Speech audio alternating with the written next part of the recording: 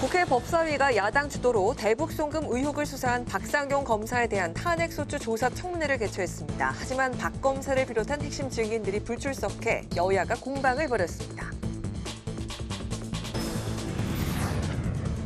윤 대통령이 김건희 여사 특검법과 해병대원 특검법, 지역화폐법 등 3개 법안에 제2요구권을 행사했습니다. 이들 법안은 모레 국회 본회의에서 재의결하는데 국민의힘은 부결로 야당의 횡포를 막겠다고 강조했습니다. 민주당은 윤 대통령이 두 특검법을 거부한 데 대해서 국민이 대통령을 거부하는 사태가 올 것이라며 수용을 압박했습니다. 또 예금자 보호 한도를 현행 5천만 원에서 1억 원으로 올려야 한다며 여당이 협조하지 않으면 패스트트랙을 추진하겠다고 밝혔습니다. 정치 현장 바깥의 시각으로 정치권 핵심 이슈를 풀어보는 여의도 정치회전. 윤 대통령의 쌍특검법 거부권과 이재명 대표의 사법 리스크 증폭으로 전국 긴장이 고조되는 가운데 여야 격돌이 예고된 국정감사는 어떻게 펼쳐질지 전망해보겠습니다.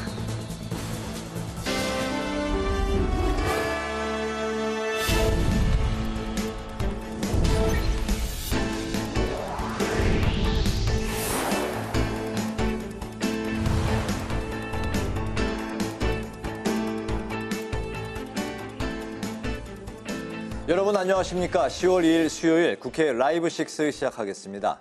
오늘 뉴스는 법제사법위원회 청문회 중계방송으로 늦게 시작합니다. 지난 8월 김영철 검사 탄핵 청문회에 이어서 오늘은 두 번째로 박상용 검사에 대한 탄핵 소추 사건 조사 청문회가 열렸는데요. 여야가 청문회 개최 근거를 놓고 공방을 벌였습니다. 박상용 검사를 포함한 핵심 증인 대부분은 불출석했는데요. 정청래 법사위원장은 사유서를 제출하지 않고 불출석한 경우에 대해 책임을 묻겠다고 밝혔습니다. 김지수 기자입니다. 국회 법사위가 헌정사상 두 번째로 검사 탄핵 소추 사건 조사 청문회를 열었습니다. 여야는 1시간 가까이 의사 진행 발언을 이어갔는데 국민의힘은 탄핵 소추의 근거가 부족해 청문회를 중단해야 한다고 촉구했습니다. 위원장님께서 딱 판단해서 야 이거는 말이 안 되는 얘기인데 이걸 갖고 무슨 뭐 조사 청문회까지 하냐 이렇게 좀 걸러주셨으면. 이에 정청래 법사위원장은 국회법을 거부할 수 없다며 즉각 반박했습니다. 국회법 130조 1항에 따라서 본회의 의결로서 법사위에 조사하라고 회부된 그래서 진행하는 탄핵조사 청문회입니다. 이것을 위원장이 어떻게 개인적으로 거부합니까? 여당은 또 박 검사가 증인으로 적합하지 않다고 주장했습니다.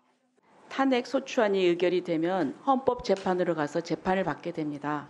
이 당사자의 지위에 있을 사람이 증인으로서 여기서 진술을 한다는 것은 그것은 이 당사자의 지위에서 맞지 않는 것입니다. 반면 민주당은 이화영 전 부지사를 100여 차례 소환했던 검사들은 출석하지 않고 이 전 부지사만 나왔다고 지적했습니다. 박상용 검사는 도대체 뭐가 무서워서 안 나오는 겁니까? 이번에 나오지 않은 것에 대해서는 국회를 무시하는 행위로 법적 조치 취해야 된다. 이와 함께 민주당은 박 검사가 이재명 대표의 대북 송금 의혹 사건을 수사하면서 허위 진술을 강요했는지 여부를 이화영 전 부지사에게 집중 질의했습니다. 이에 이 전 부지사는 검찰에 지속적인 회유와 압박이 있었다고 밝혔습니다. 특히 본인을 포함한 사건 관계자들이 박상용 검사실 앞 창고에서 진술을 맞추는 진술 세미나를 했다고 주장했습니다. 김성태 씨가 오늘은 뭐 갈비탕을 먹고 싶다 그러면 갈비탕이 제공되어지고 짜장면이 먹고 싶다면 짜장면이 제공시키고 연어가 먹고 싶다 그러면 연어가 제공되어지고. 하지만 송석준 의원 등 여당 의원들은 이 전 부지사의 술자리 회유 의혹에 대해 교도관과 변호사 등 관련자들이 근거를 제시하지 못하고 있다며 이 대표 관련 범죄 수사에 대한 보복 탄핵이 목적이라고 반박했습니다. 한편 정청래 법사위원장은 10월 7일부터 진행되는 국정감사에서 오늘 불출석한 증인들에게 동행 명령장을 발부해 강제 조치하겠다고 밝혔습니다. 국회방송 김지수입니다. 윤석열 대통령이 김건희 여사 특검법과 해병대원 특검법 그리고 지역화폐법에 대한 제2요구권, 즉 거부권을 행사했습니다. 국민의힘은 당연한 결정이란 입장인데요. 재표결 부결을 통해 거대 야당의 악법 행포를 반드시 막겠다고 다짐했습니다. 보도에 강민지 기자입니다. 윤 대통령이 지난 19일 야당 주도로 국회를 통과한 김여사 특검법 등 3개 법안에 대한 거부권을 행사했습니다. 국민의힘은 대통령이 부여한 권한이자 헌법 가치를 바로 세우기 위한 당연한 결정이라고 평가했습니다. 법치주의와 삼권 분립의 원칙을 지키기 위한 책임 있는 조치입니다. 제2요구권을 반복적으로 유도하는 야당의 시도는 민주주의의 본질을 침해하고 국민의 뜻을 왜곡하는 무책임한 행태입니다. 국회로 돌아온 법안들은 모레 본회의에서 재표결에 붙여질 예정인데 국민의힘은 의총을 열어 부결을 당론으로 정하겠다는 방침입니다. 여당에서 8표 이상의 찬성표가 나오면 재의결되는 가운데 원내 지도부는 이탈표는 없을 것이라고 자신하면서도 의원 개개인에게 본회의 참여와 투표를 당부하고 있는 것으로 알려졌습니다. 국정감사를 앞두고 윤석열 대통령은 오늘 원내 지도부와 상임위원장 등 여당 의원들을 초청해 만찬을 함께했습니다. 원내인 한동훈 대표는 참석 대상에서 빠졌는데 친윤계를 중심으로 사실상 표 단속에 나선 것 아니냐는 해석이 나옵니다. 이에 대통령실과 여당은 매년 국감 전 원내 격려 차원에서 가져온 통상적인 절차일 뿐이라며 확대 해석을 경계했습니다. 우리 상임위원장과 각 상임위의 간사들께서 참석하기 때문에 현재 국감 대비와 관련돼서 자연스럽게 각 상임위의 여러 가지 준비 사항이나 대응 상황에 관해서 간단한 얘기가 오고 가지 않을까 이렇게 생각합니다. 한편 검찰이 명품 가방 수수 의혹과 관련해 김건희 여사 등을 불기소 처분한 것에 대해 국민의힘은 공작과 의혹 제기 최선봉에 섰던 야당은 역사의 심판을 면치 못할 것이라며 음모론에 기반한 정치 공세에 대해 사과해야 한다고 강조했습니다. 국회 방송 강민지입니다. 더불어민주당은 윤석열 대통령의 김건희 여사 특검법과 해병대원 특검법에 대한 제2요구권 행사에 특검법 수용을 압박했습니다. 민주당은 예금자 보호 한도를 현행 5천만 원에서 1억 원까지 확대하는 방안을 신속하게 추진하겠다고 밝혔습니다. 이승지 기자의 보도입니다. 더불어민주당은 윤석열 대통령이 쌍특검법에 대한 제2요구권을 행사한 데에 대해 국민이 대통령을 거부하는 사태가 올 것이라고 비판했습니다. 민주당은 특히 윤 대통령이 축구 국가대표팀 감독 선발의 불공정성을 이야기할 것이 아니라 김 여사를 둘러싼 의혹 수사의 불공정성에 먼저 관심을 가지라고 날을 세웠습니다. 검찰의 김 여사 명품 가방 수수 의혹 사건 무혐의 처분에 대해선 특검이 필요한 이유라고 강조했습니다. 민주당은 모레 본회의를 열어 쌍특검 법안과 지역화폐법에 대한 제2표결에 나설 방침입니다. 윤석열 대통령이 정말로 공정을 중시한다면 각종 범죄 의혹을 받는 김건희 여사 수사를 방해해서는 안 됩니다. 즉시 김건희 특검법을 수용하고 공포하는 것이 대통령의 진정성을 입증하는 유일한 길입니다. 민주당은 예금자 보호 한도를 1억 원까지 확대하는 방안을 신속하게 추진하겠다고 밝혔습니다. 이재명 대표는 최고위 회의에서 자영업자 줄폐업이 심각하게 늘면서 금융시장의 위험성이 매우 높아져 선제적인 예방 조치가 필요하다고 강조했습니다. 또 여당이 협조하지 않는다면 패스트트랙 지정을 해서라도 신속하게 추진하겠다고 밝혔습니다. 예금자 보호 한도를 현행 5천만 원에서 1억 원으로 높이자라고 하는 것은 국민도 원하고 민주당도 약속했고 집권 여당도 약속한 일입니다. 한편 민주당은 모레 의원총회를 열어 금융투자소득세와 관련한 당론 결정 방식을 확정할 방침입니다. 국회 방송 이승지입니다.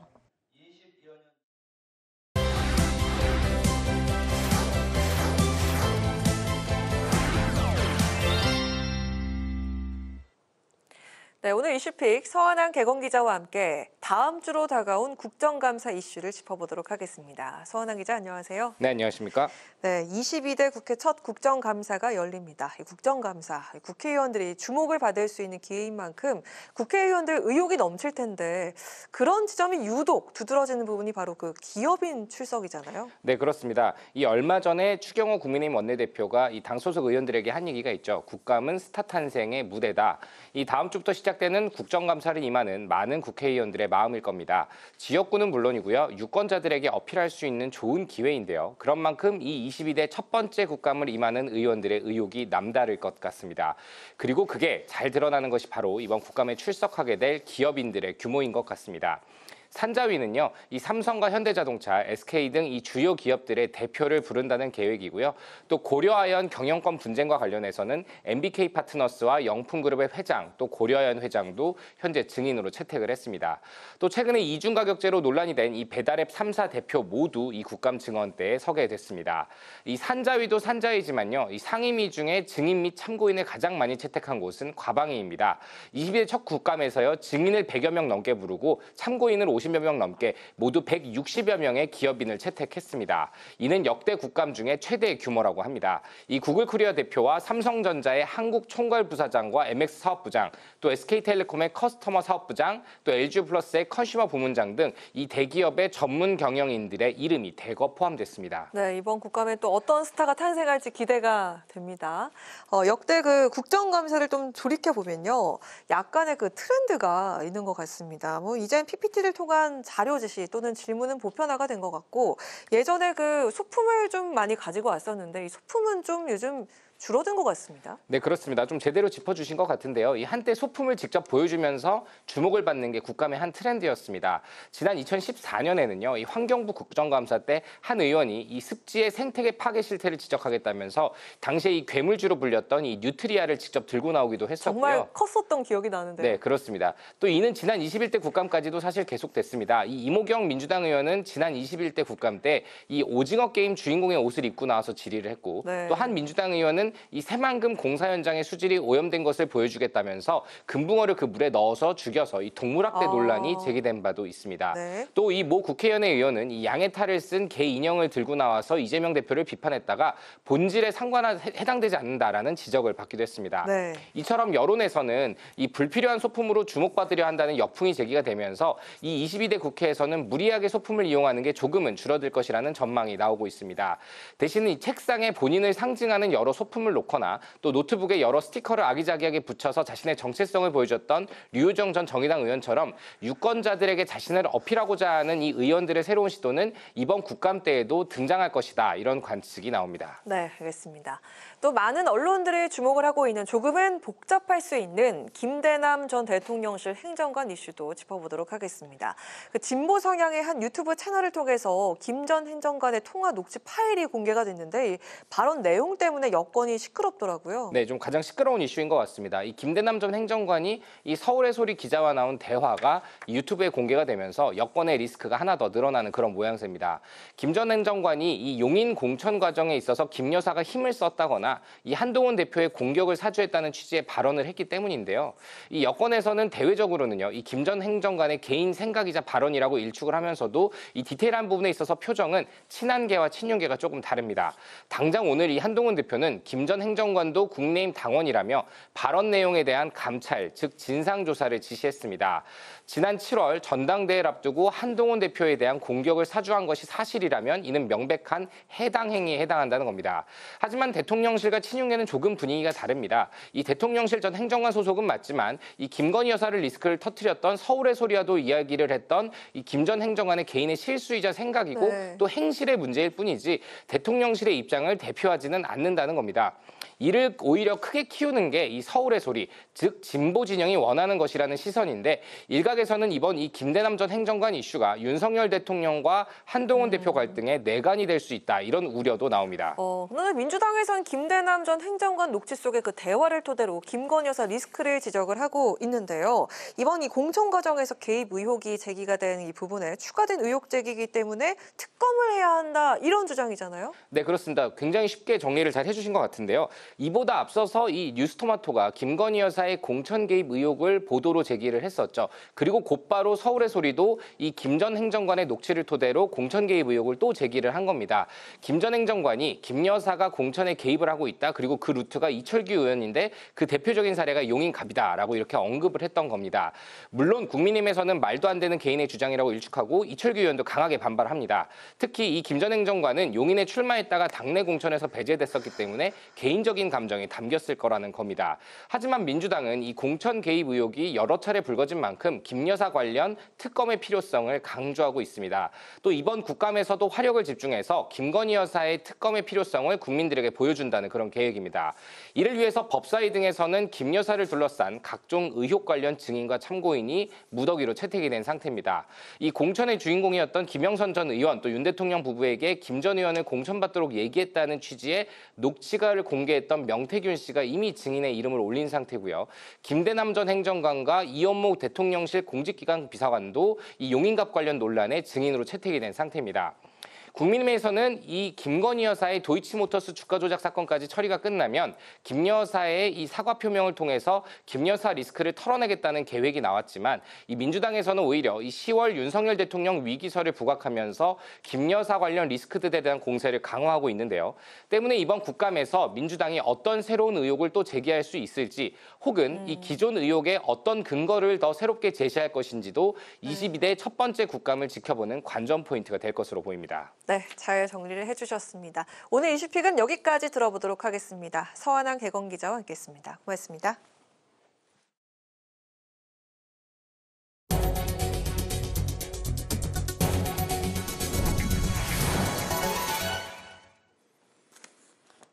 네, 이틀 전 가족 돌봄 청년 지원 법안이 필요하다는 보도 전해드렸었는데요. 더 어린 나이의 아동들이 가족을 돌보는 경우도 있지만 국가 지원책을 찾아서 신청하기는 더욱 어려운 현실인데요. 국회에서도 가족 돌봄 아동을 적극적으로 발굴하고 생애 주기별 지원책이 필요하다는 목소리가 나왔습니다. 이소희 기자가 전합니다. 엄마와 단둘이 살고 있는 지상훈 학생. 거동이 불편한 엄마를 돕고 가사일도 도맡아 합니다. 3년 전 뇌출혈로 한쪽이 마비된 엄마를 돌보기 시작했을 때는 14살에 불과했습니다. 올해 고등학생이 되면서 학업이 중요해졌지만 엄마를 병원에 모시고 가는 날은 학교를 가지 못합니다. 엄마 병원 같이 다니면서 학교를 빠지다 보니까 이제 수업을 잘 못 따라가니까 그게 제일 어렵죠. 가족 돌봄 아동의 상황은 청년의 경우보다 더 심각합니다. 이들의 건강 상태는 평균보다 더 낮은 수치를 보였고 수면 시간도 청소년 평균에 비교해 30분 이상 적었습니다. 가족을 돌보느라 자기 자신도 돌보지 못하고 있는 겁니다. 제도가 하나 둘 생겨나고 있지만 어린 아동들이 이를 알고 신청하기 어렵다는 점도 문제입니다. 보건복지부가 작년 가사 지원이나 병원 동행 등을 제공하는 일상 돌봄 서비스를 도입했는데 해당 서비스를 받으려면 공공기관 추천서, 아픈 가족의 진단서 등을 내야 하다 보니 문턱이 높습니다. 복지센터나 기관에서 종사하는 사례 관리자의 일상 돌봄 서비스 인지도 또한 45.2%에 불과했습니다. 학교에서는 가끔 보호아동 그 지원비 가끔 한 몇 번 받고 나라에서는 잘 모르겠어요. 제도에 닿지 못한 아동들이 사각지대에서 방치되기 쉬운 상황.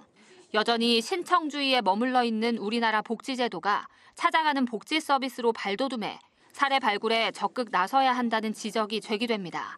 이런 제도를 나열하기보다는 찾아가서 만나서 평가를 합니다.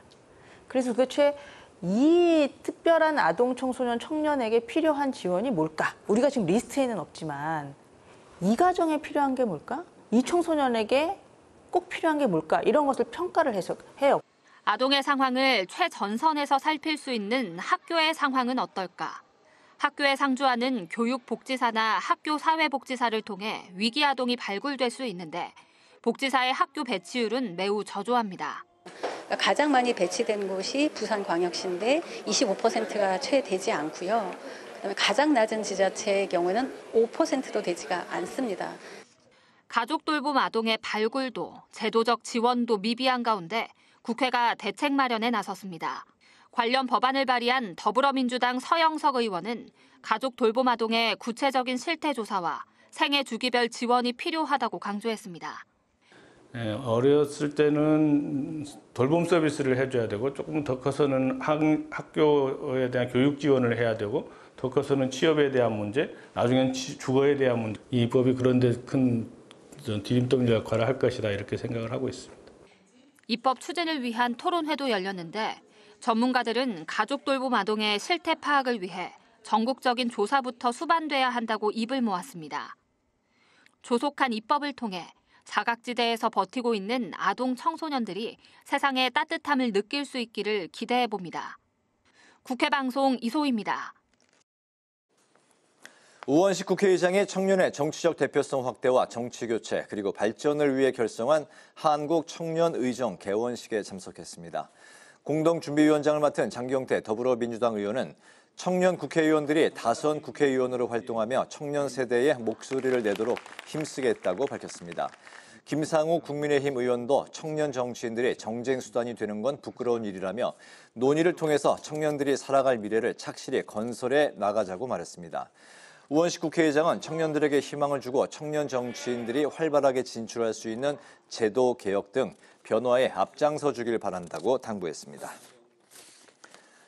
문재인 정부 당시 월성 1호기 운영이 폐쇄된 경위를 살펴보고 유사시 핵무장을 위한 방안을 논의하는 토론회가 나경원 국민의힘 의원실 주최로 열렸습니다.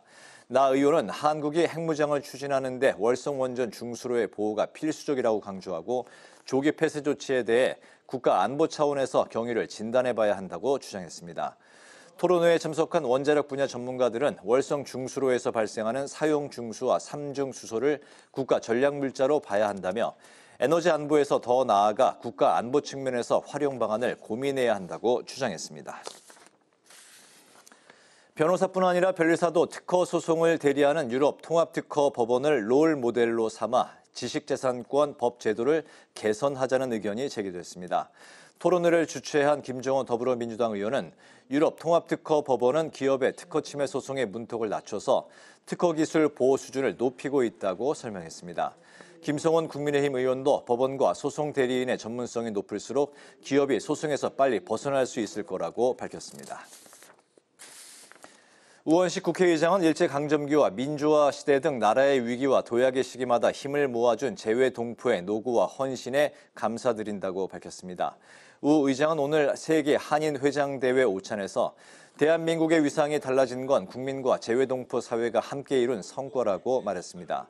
또 지난해 재외동포 기본법과 재외동포청을 신설하는 정부 조직법이 통과된 만큼 투표소 확대와 재외국민 참정권 보장 방안을 적극 검토할 것이라고 덧붙였습니다.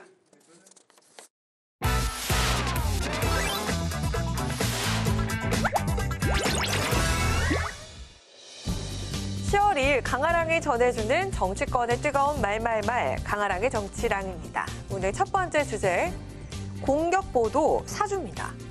국민의힘이 전당대회를 앞둔 지난 7월 대통령실 출신의 한 인사가 한동훈 당시 후보를 공격해달라고 한 언론사에 요청한 녹취가 공개돼서 파문이 일고 있습니다.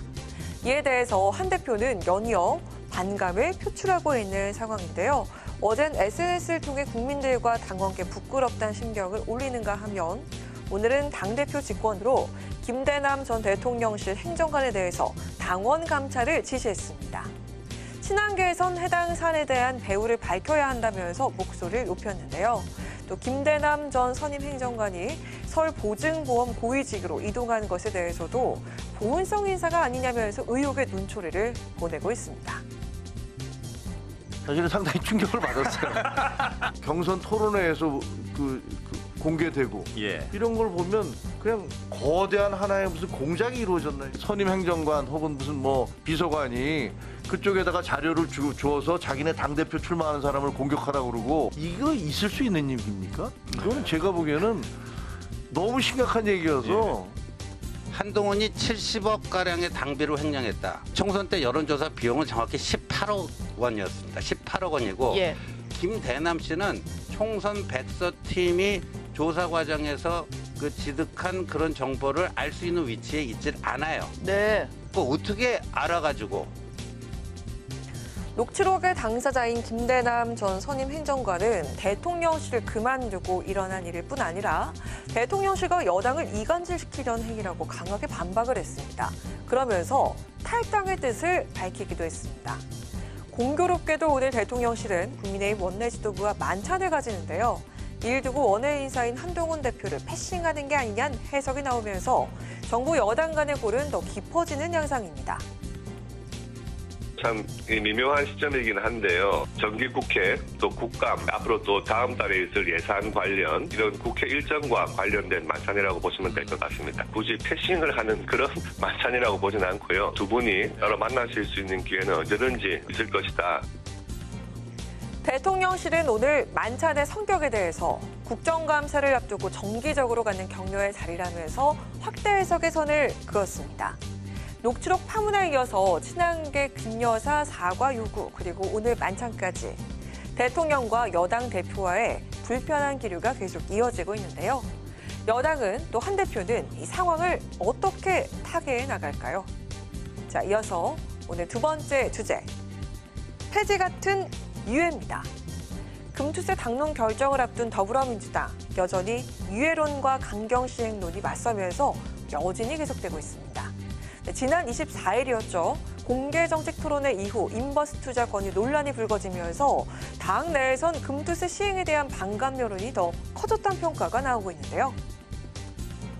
인버스의 그 역효과 때문에 국면이 상당 부분 바뀌었습니다. 증시를 좀 더 끌어올리자, 활성화시키자. 주식 투자해본 사람들은 그 애환을 안다. 이게 이재명 대표의 현재 심정이에요. 지금 이 상황에서 금투세 유예 결정은 시장의 불안정성을 더 심화시킬 거란 의견과 함께 폐기 방안까지도 생각해봐야 한다는 주장이 나왔습니다. 유예는 잠시 덮어두는 것일 뿐 또다시 혼선에 휩싸일 것이란 겁니다. 이런 분위기는 이재명 대표의 발언에서도 감지가 됐습니다. 지금은 하면 안 돼. 이런 점수가 있어요.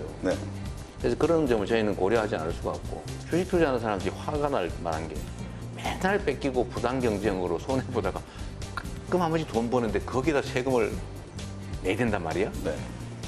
이게 억울하죠. 주식 투자자들의 손실과 수익에 대해서 공정하게 부담을 안 분할 수 있도록 제도를 만들어야 되겠다. 근데 이것들이 다 되고 난 다음에나 하는 게 바람직하지 않을까 하는 생각은 하고 있는데 유예를 넘어 폐기도 고려해야 한다는 기류가 형성되자 이에 대한 우려의 목소리도 나오고 있습니다. 또 유예해놓으면 또 여야가 이런 싸움을 하게 될 거니까 폐지하자 그러는데 그건 좀 너무 성급하다. 민주당 소속 기재위원들이 우선 반대를 하고 있습니다. 아직까지 그렇게 결론을 낸 건 아닐 거다. 한 번 더 유예하면서 각종 좀 여러 가지 아까 과세에 대한 여러 가지 기법이라든가 이런 것들이 제대로 준비가 안 돼 있습니다. 좀 보완을 하자. 더 많이 보완을 하고. 강경 시행파인 진성준 의원은 예정돼 있던 세금 정책이 정치적인 논리와 연결돼서는 안 된다고 목소리를 높였는데요.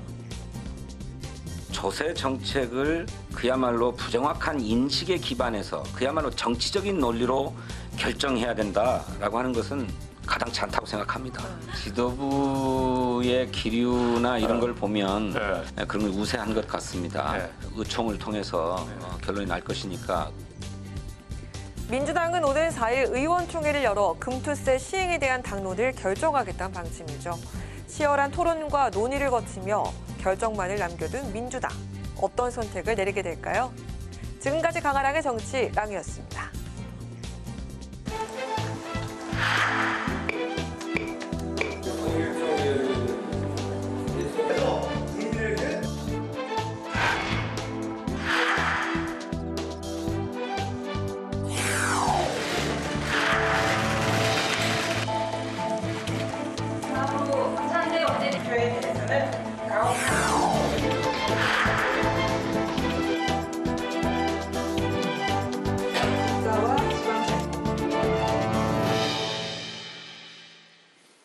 네, 정치 현장에서 한 걸음 떨어져 보다 객관적이고 분석적인 시선으로 정치권의 쟁점을 들여다봅니다. 여의도 정치외전 최병천 전 민주연구원 부원장, 정우김 전 새누리당 의원 두 분과 함께하겠습니다. 어서 오십시오. 반갑습니다. 네, 바로 현안으로 들어가겠습니다. 윤 대통령이 쌍특검법과 지역화폐법의 거부권을 행사했습니다. 이제 관심은 모레로 예상이 되고 있는 재표결인데요. 그리고 이제 여당 내에서도 높아지고 있는 김 여사에 대한 그 사과 요구인데 과연 모레 재표결이 이루어진다면 어느 정도의 이제 그 여당의 안에서 이제 이탈표가 나올 것인지, 그리고 이제 김 여사가 사과할 가능성은 어느 정도로 두 분 생각하고 계신지 먼저 정 의원님 의견부터 들어볼까요? 재표결을 앞두고 그런 정치적인 노림수가 있어서 사과한다느니 뭐 여러 가지 얘기를 하겠지만 그래도 제 개인적으로는 사과를 하는 게 맞다라고 생각을 하거든요. 네. 그런데다가 요번에 그 명품 백과 관련해서 불기소 의견이 나오지 않았습니까? 근데 그러니까 불기소 결정이 된 거죠. 네. 검찰에 의해서.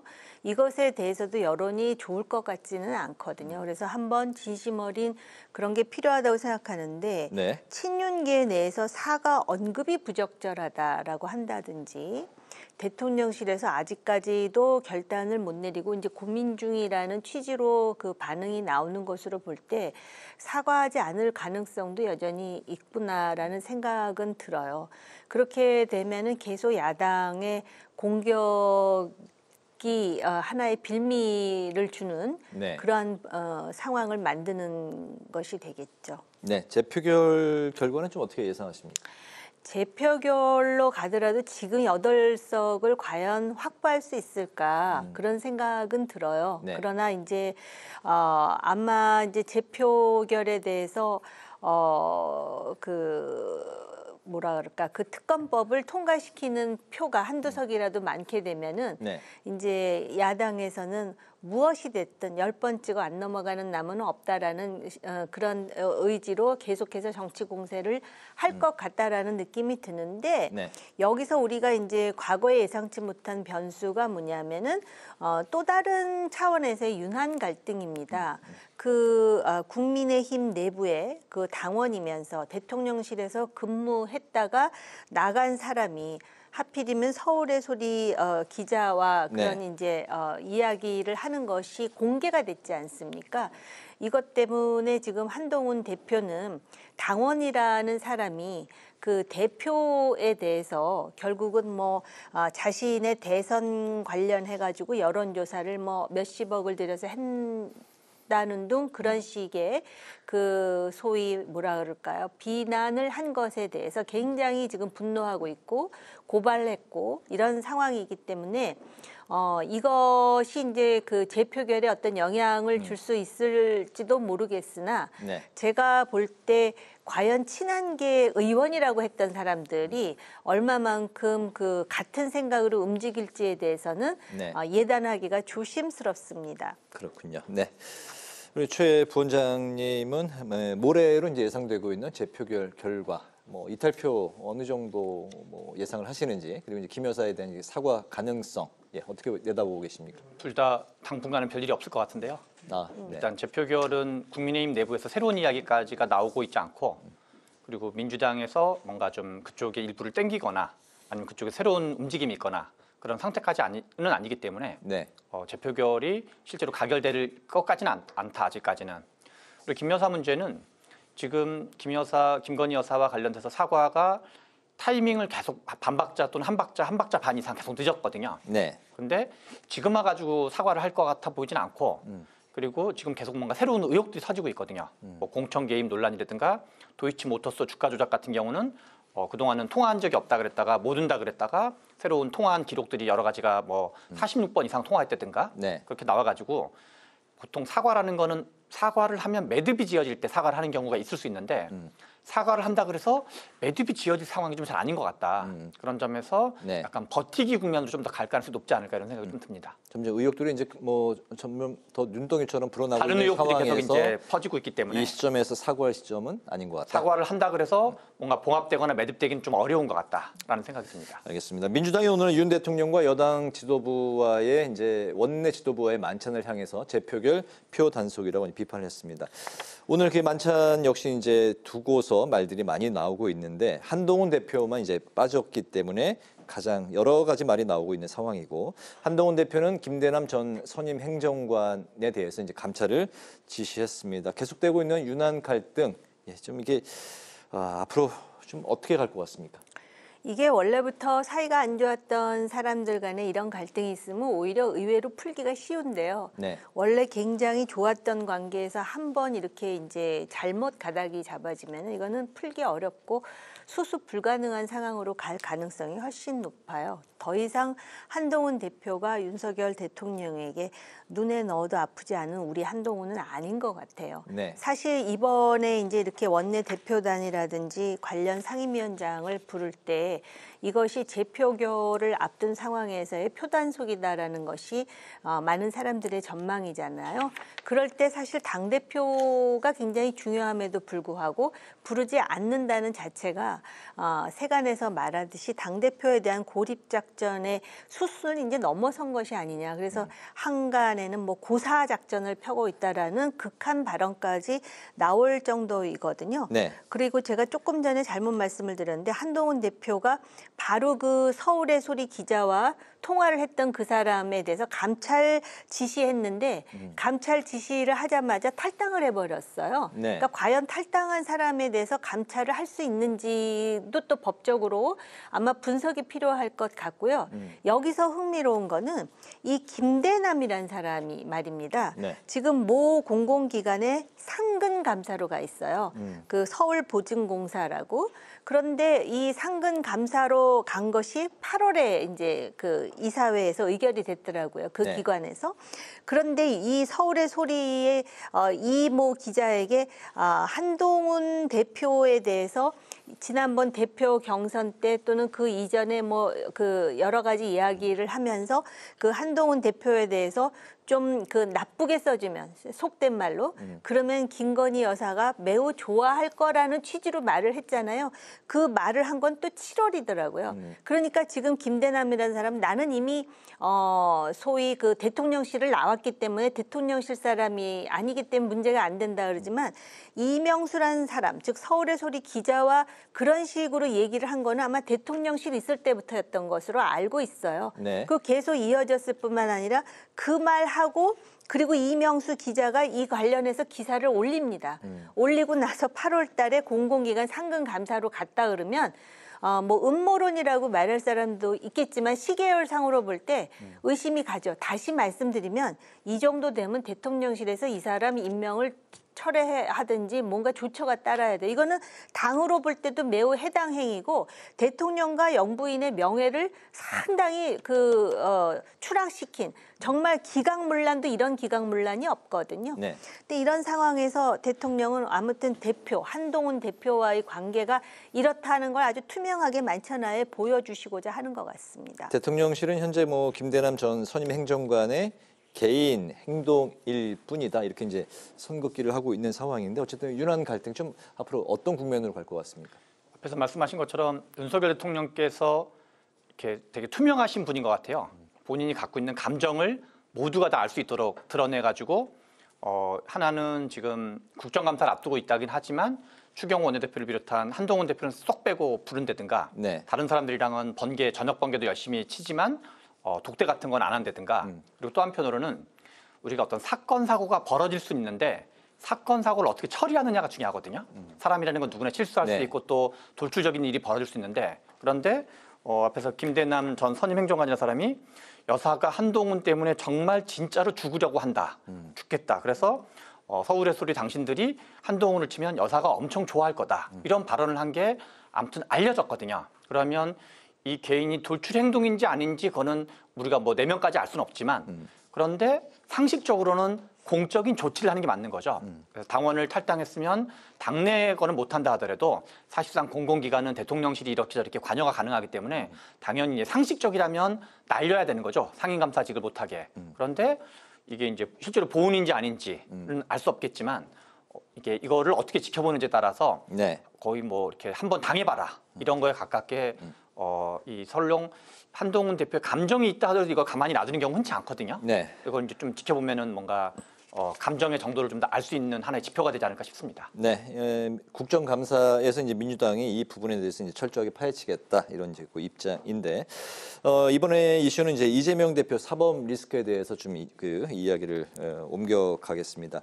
최근에 이제 선거법 위반으로 징역 2년 그리고 위증교사로 징역 3년이 이제 구형이 됐는데 11월에 이제 1심 이제 재판이 있는데 이 1심에서 만약에 유죄가 나왔을 경우 이재명 대표 리더십이 흔들릴 것인지 아니면 전혀 영향이 없다고 보시는지 앞으로 이재명 대표 사법 리스크가 이제 전국에 어떻게 영향을 미칠까요? 이게 좀 두 가지가 있는 것 같은데 이 사안 자체를 어떻게 봐야 되는지 문제가 하나가 있고 근데 법조 쪽에 이제 민주당 쪽 분들은 뭐 무죄를 확신한다 이런 얘기를 하지만 민주당 쪽이 아닌 분들은 좀 약간 우려하는 얘기가 좀 더 많은 것 같아요. 네. 이것이 이제 유죄로 나올 가능성도 상당히 있다라는 견해가 국민의힘 쪽 분이 아니라 하더라도 약간 중간지대에 있는 분들도 그런 의견이 적지 않게 있는 게 하나 포인트가 있는 것 같고 두 번째는 이것이 발표되었을 경우 민주당은 좀 어떻게 반응을 볼까가 있을 수 있는데 네. 지난 총선에서 민주당에 좀 이런 거를 좀 제기하던 사법 리스크를 제기하던 사람들이 공천에서 거의 다 많이 날아갔거든요.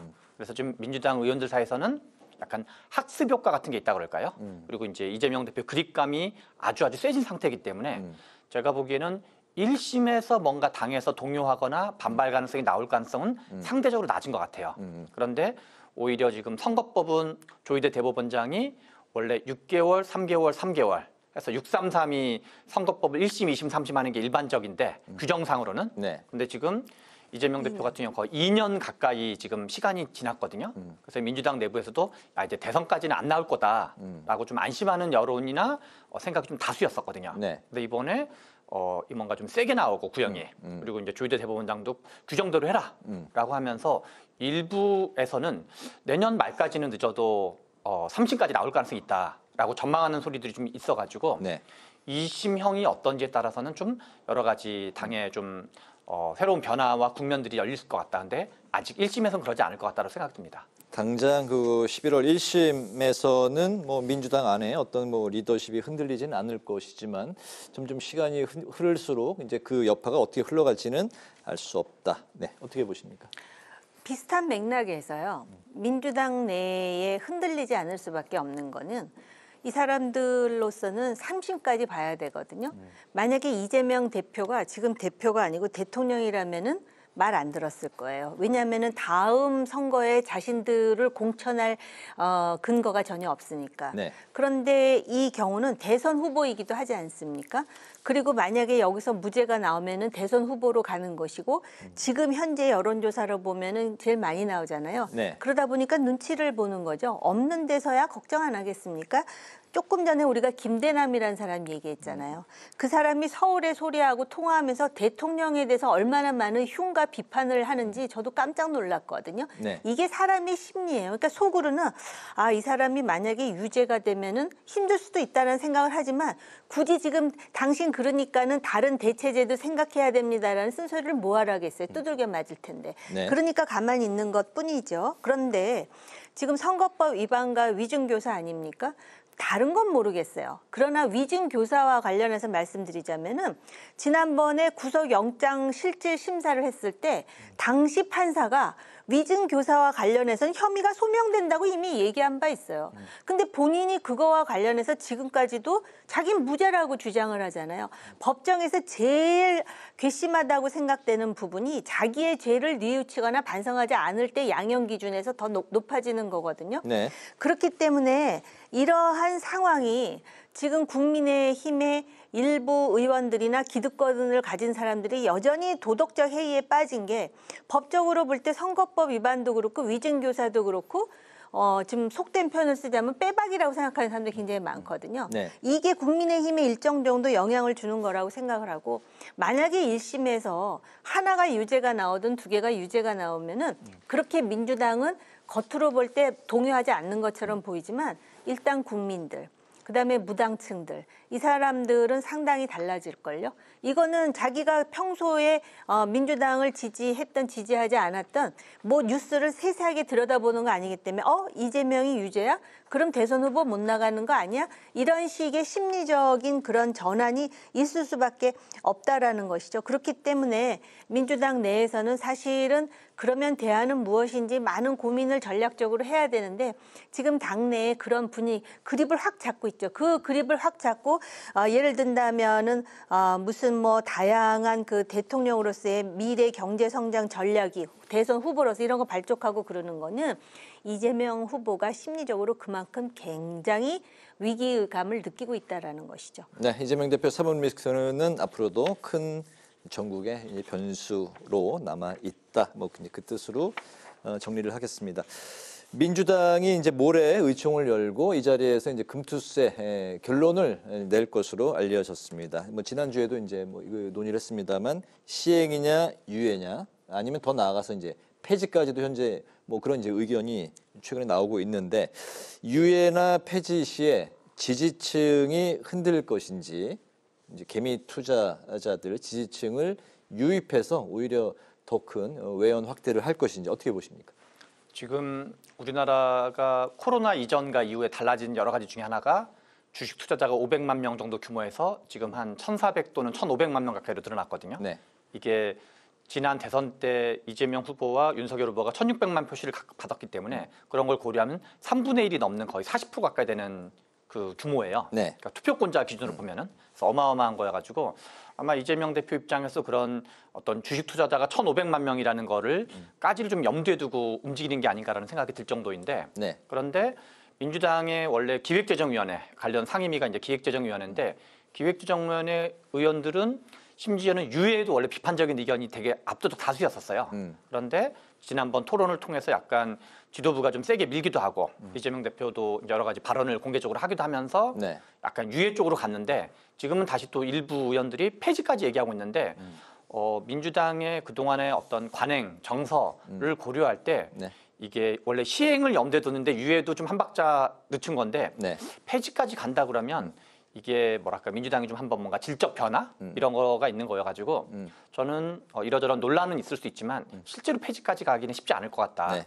그리고 이게 폐지를 간다 그러면 실은 유예도 여러 가지 분분했었는데 그러면 이제 주식을 통해서 돈을 버는 사람들한테는 뭐 영구적으로 세금을 걷지 말자라고 생각하는 건지 네. 그런 거에서는 민주당 지지자들에서도 약간 좀 의견이 다른 사람들이 꽤 있을 것 같아가지고 저는 지도부가 그렇게 세게 밀어붙일까라는 거에서 약간 이제 의구심이 듭니다. 그렇게까지는 안 할 것 같다 이런 정도 생각입니다. 네, 시간 관계상 그 첨언이 있으시면 좀 짧게 들어볼까요? 네, 저 지난번에 최 부원장 말씀하셨는데 아마 실질적으로는 거의 폐지와 같은 유예를 반복해서 할 가능성이 많고요. 지금 마음으로는 이미 유예로 결정한 거 아닐까요? 대선에 이기려면은 개미 투자자들 중도층에 있는 사람들 끌어모아야 된다고 생각을 하니까 그러다 보니까 뭐 그 예금자 보호한도 1억 얘기를 하잖아요. 네. 1억. 그 1억의 이자를 만약에 받으려면은 현금을 20억 이상은 쥐고 있어야 된다는 소리인데 그런 사람이 과연 몇이나 되겠습니까? 그러니까 지금 민주당이 만약에 자기네 그 당론 그리고 이미 법으로 됐는데 네. 이걸 폐지하자니 그 체면이 말이 아니고 그래서 아마 유예로 갈 가능성이 저는 상당히 높다. 그리고 제가 말씀드렸잖아요. 여의도 증권가에서는 이미 유예라고 결정하고 지금 움직이고 있어요. 그렇군요. 다음 주부터 이제 국회가 국정감사에 들어갑니다. 여당은 이재명 대표 사법 리스크, 야당은 김 여사 각종 의혹을 겨냥해서 증인을 신청해 놓은 상태인데 이번에 이제 격돌이 굉장히 이제 뜨겁게 펼쳐질 것으로 예상되는 국감. 두 분은 어떤 이슈에 가장 주목하고 계신지, 어떤 이슈가 가장 뜨거운 이슈라고 생각하시는지 마지막으로 두 분의 말씀 들어보겠습니다. 조용한 위원회가 어딜까를 먼저 생각해 보는 게 더 빠를 거예요. 모든 위원회가 진영으로 갈리고 또 이슈도 굉장히 많아요. 예를 든다면 뭐 여사와 관련한 이슈, 또 최혜병과 관련한 이슈 이런 거를 민주당이 가만히 있겠습니까? 거기다가 또 의정 갈등과 관련한 이슈, 의정 갈등과 관련한 이슈 그러면 벌써 복지 교육이 다 걸리죠. 여사 문제 그러면 운영위서부터 시작해서 국토위도 있을 것이고 정무위도 있을 것이고 굉장히 많아요. 그래서 아닌 위원회가 없을 정도로 지금 굉장히 뜨거울 것이다. 그러다 보니까는 과방위 같은 곳에는 벌써 증인이 108명, 참고인이 53명, 역대 최대 규모라. 근데 이 사람들을 앉혀놓고 몇 사람이나 과연 질문할 수 있을지는 모르겠는데 이런 것의 반복적인 순환이죠. 그러면 그때 이제 끝나면은 언론에 의해서 비판을 받지만 그거에 다예요. 거기서 끝나고 또 그런 일이 반복될 가능성은 오히려 훨씬 높다고 봐요. 네. 최 부원장님은 어떤 이슈에 가장 주목하고 계십니까? 아무래도 지금 양쪽 다 이제 민주당 쪽에서는 김건희 여사를 둘러싼 이슈, 뭐 도이치모터스라든가 내지는 뭐 대통령실에서 이러저런 어떤 좀 부당하게 용역을 준 걸로 의심되는 거라든가 네. 여러 가지 공사 과정에서 그다음에 이제 민주당에 대해서 이제 국민의힘 쪽에서는 이재명 대표라든가 아니면 이제 문다혜 씨라든가 이제 문재인 대통령과 관련된 이러저런 이슈들에 대해서 일종의 뭐랄까 정치 공세를 위한 국정감사가 된다 그럴까요? 그런 경향이 이번에 워낙 강해가지고 네.